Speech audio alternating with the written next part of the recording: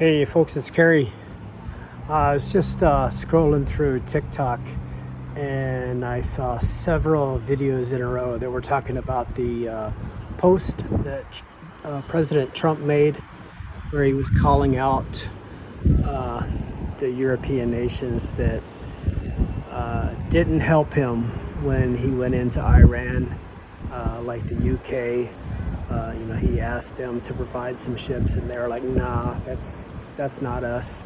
Uh, so I guess we all expected the war to be over a little quicker than it has, but so now there's the problem with the oil. They can't get the oil out of the Persian Gulf through the Straits of Hormuz.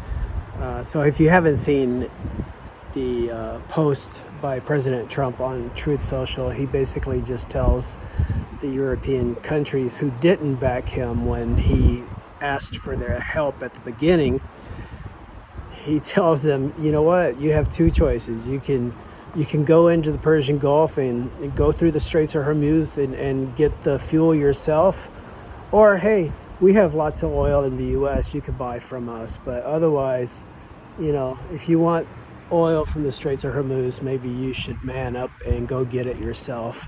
The hard part is done. Iran is basically immobilized, so we've done the hard part. So the rest is up to you.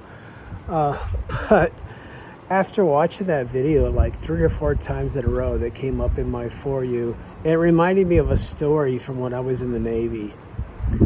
This is one of those things that I look back at and think, wow, I could have gotten into a lot of trouble for doing this. But as an E6, as we were going on deployment to the Persian Gulf for the second time, my second 6-month deployment to the Persian Gulf on an aircraft carrier, they put me in charge of the galley, which is where all the guys eat.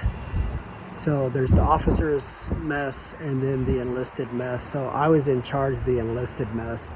The enlisted mess is split into 2 galleys, the forward galley and the aft galley. I had the bigger galley, obviously, as an E6, and then there was an E5 that was in charge of the smaller galley. So when we were in port, we still had to work, and I was living on the ship, and we had just worked several days in a row, and so morning is coming and we're supposed to be relieved by the other crew. They kind of split us up into, the group that I had, we were working one shift, and then the other galley were working the other shift, but in port we manned down to just one galley. We were only running one galley. And so in the morning when it was time to be relieved, the E5, who was supposed to be relieving us as the supervisor of the oncoming crew, was in his rack drunk, and we couldn't wake him up. We tried multiple times, shaking him as hard as we could, and it just got down to where we were wasting so much time trying to wake this guy up. And even if we did get him out of his rack, he wouldn't have been able to perform. But we tried it several times, and eventually I just got fed up. Me and my crew, we've been working our butts off, and this is finally our first day off that we would be getting, and this is delaying us starting our day to have a day off. So I mustered his crew outside the door of his bunk room and told them, your supervisor's in there, he's in this rack. Go wake him up. I'll see you tomorrow. And I left, and I dismissed my crew, and we went home. Now, I know this was a really bad thing to do, because here I was leaving this crew without a supervisor. All of the guys in there were like E3s. I don't think there was even an E4 in there.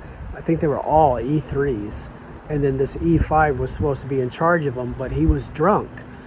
And we were in port. There's 2 aircraft carriers, and from what I understand, the other aircraft carrier, his dad was the master chief on the other aircraft carrier that was parked around the corner from us. So to this day, I don't know why I didn't get in trouble for this. I think this might have been one of those things where my chiefs must have gone, Johnson did what? Fuck, that was ballsy. And I never got in trouble for it.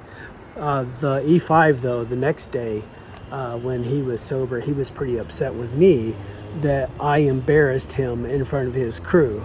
But hell, you know, we were ready to go home, and we had been there for, you know, an hour or 2 trying to wake him up, and we had been working for several days in a row, 12-hour shifts, and me and my crew, it was finally our time to have some time off, and by God, we had it.